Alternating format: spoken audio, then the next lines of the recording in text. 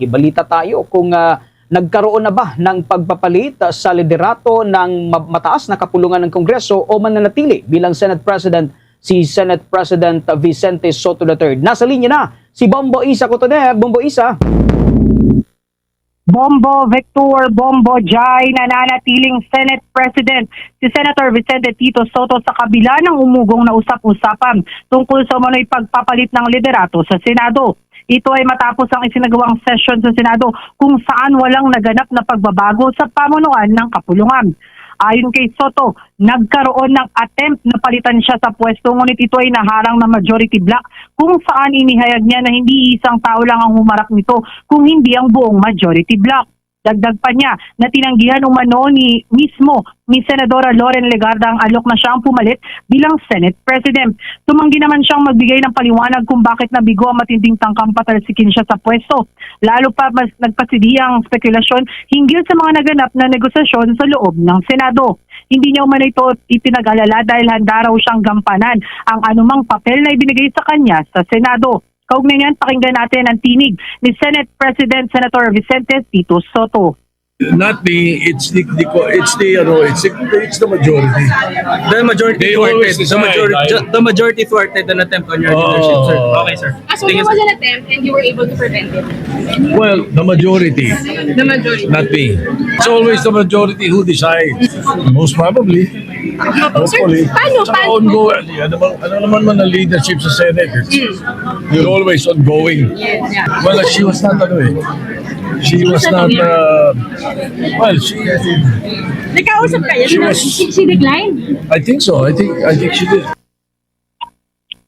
Samantala, kanina Victor Bombo Jai, doon sa huling bahagi ng session ngayong araw, makapansin-pansin yung pag-upo ni Senator Loren Legarda at tinawag nga siya na Madam President ni Majority Leader Mig Zubiri na sa ating konteksto, normal lamang yon na ginagawa dito sa loob ng Senado at kapansin-pansin din natin doon sa huling bahagi ng session ngayong araw ay ang mga majority block na lamang yung natira doon sa session hall at ayun nga na-adjourn yung session at magbabalik itong pagpupulong nila doon sa Pebrero siyam, alas 3 ng hapon yung naitakdang pagbabalik ng session. Kaugnay yan, pakinggan natin yung huling bahagi ng plenary session kanina kung saan halos 1 oras yung itinagal ng suspension nitong plenary session.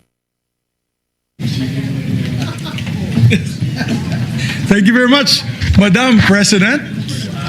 Madam President, nice to see you on the yes, session resumed already, right, Madam President? Yes, session is resumed. Thank you, Madam President. Madam President, I move that we adjourn session until 3 o'clock in the afternoon, Monday, February 9, 2026. I so move, Mr. President. Madam President. Any objections?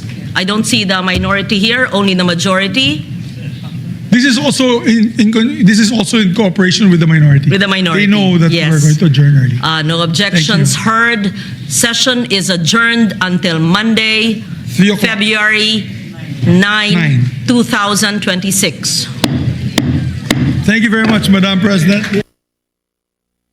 Ito, Bombo Victor at Bombo Jai, kanina rin kasi nagkaroon ng caucus o pulong yung majority block. So isa sa mga pinag-usapan nila yung tungkol dun sa kumakalat na draft at partial Blue Ribbon Committee report na kinumpirma na meron nga ni Senate President Pro Tempore at Senate Blue Ribbon Committee Chairman Ting Lacson. Ngunit niya kailangan pa itong makakuha ng 11 pirma para maging opisyal. Kaya naman ito rin ang agenda sa kanilang pulong.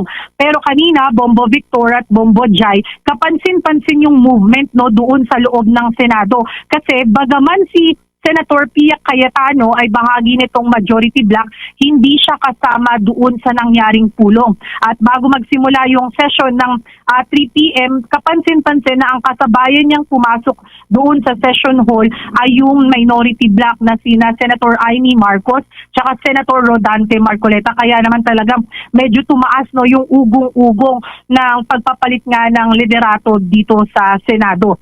Nasa draft na irerekomenda ng komite ang paghahain ng kasong plunder at graft laban sa 6 na kasalukuyan at ating mambabatas kaugnay ng umano'y maanumalyang flood control projects. Kabilang sa mga pinangalanan, sina Senator Jinggoy Estrada, Senator Joel Villanueva at Senator Chis Escudero, pati ang mga dating mambabatas na sina Bong Revilla, Zaldico at Mitch Kahaun-Uy. Sa ngayon, 4 pa lamang ang lumagda sa draft at hindi pa opisyal na ulat ng komite. Sina Senator Lacson, Senator Risa Hontiveros, Senator Bam Aquino at Senator Kiko Pangilinan pa lamang ang pumipirma matapos umatras ang 3 miyembro. Kailangan ng 11 pirma upang maipresenta ang ulat sa plenaryo ng Senado. Ngayon, pakinggan natin ang tinig ni Senator Ping Lacson na nagsisilbing chairman ng Senate Blue Ribbon Committee. There is. And it was being routed yesterday, kaya lang yung iba, sabi nila gusto muna nilang mabasa at maintindihan.